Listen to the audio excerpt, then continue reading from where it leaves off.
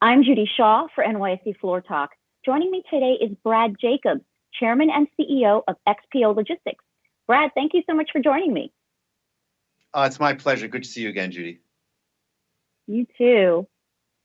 Brad, how do you see the pandemic playing out in the economy and in the market? Well, it depends on the time frame. Short term, I'm probably a little more bearish than most.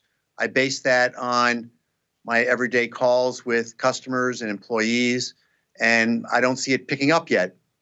So I'm not going to call a bottom yet. I'm not going to say it's about to turn yet until I see that.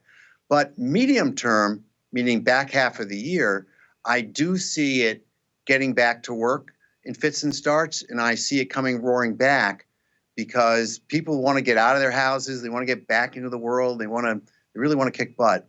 And then long term, I'm a mega bull. I'm very, very optimistic that we will definitely solve this pandemic problem. I have no doubt about that. And the reason I'm so confident about that is that there's never in the history of mankind had so many people, so many governments, so much resources, so much money, so much public-private cooperation been thrown to solve a single problem, one single global problem. So with all this magnitude of resources and trillions of dollars, I can't imagine that we'll do anything other than solve this problem and solve it in a matter of months, not years. Now, what do you think it'll take for us to get back to a sense of normalcy? I think it's going to take a few things before we're totally back to normalcy. I think we need widespread testing everywhere. We need testing globally. That's a big, big project. We need the ability to do tracing and figure out if somebody tests positive, who else have they come in contact with, so we can test them as well. We need some type of therapeutic so that if someone comes down with COVID-19, it won't have a bad ending. They won't die. It can be dealt with. And most importantly, we need a vaccine. We need a vaccine or multiple vaccines, and we need to be able to multiply that vaccine. So there's a lot of steps that need to be taken in order to get to there, but there is there. We will solve this. There's so many resources, an unprecedented amount of resources tackling this problem. I'm very, very confident it'll get solved. Now, what role is XPO playing right now in trying to solve this crisis? We're playing a very important role because we're one of the companies that have frontline workers going to work every day, driving a truck, going to a cross-dock facility, going to a warehouse, and making sure everyone who's at home has food, has beverages, has the medicine, has pharmaceuticals, has toilet paper, has all the consumer goods that they need.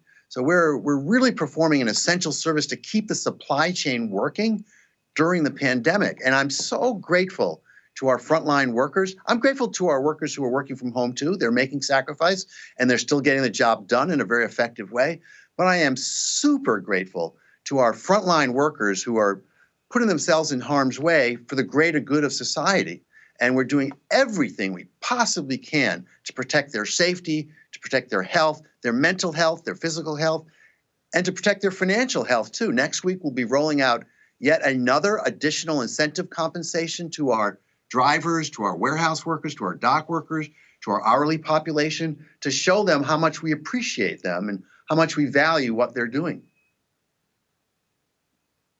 Okay, finally, Brad, how is XPO positioned for the recovery?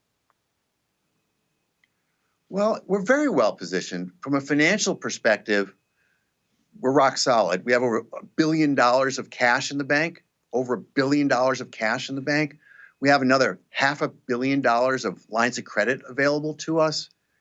We are free cash flow positive, so we generate cash. We don't consume cash. Our maturities of debt don't come due until they start in 2022, and some of them go out all the way to 2034. So from a financial perspective, we're completely rock solid to weather this storm of the pandemic. And then post the pandemic, the demand for our services will be very, very high. We're a leading indicator. Transportation logistics feels the brunt of the downturn in the first instance, and we're one of the first or the first industry that comes back when the economy starts booming again. So the kind of services that we provide, transportation, logistics, warehousing, e-commerce, and supporting the e-commerce sector, the food and beverage sector, healthcare sector, technology sector, telecom sector. These are all essential products and services that we provide that are in demand, that are in need, and there'll be a much greater need post the pandemic. So we're very well positioned. But our first goal right now is to let's take care of our employees. Okay, well, Brad, thank you for joining me for Floor Talk, and thank you for all that you're doing to make sure that we're all receiving our essential goods. Thank you for the opportunity, Judy. Good to see you again.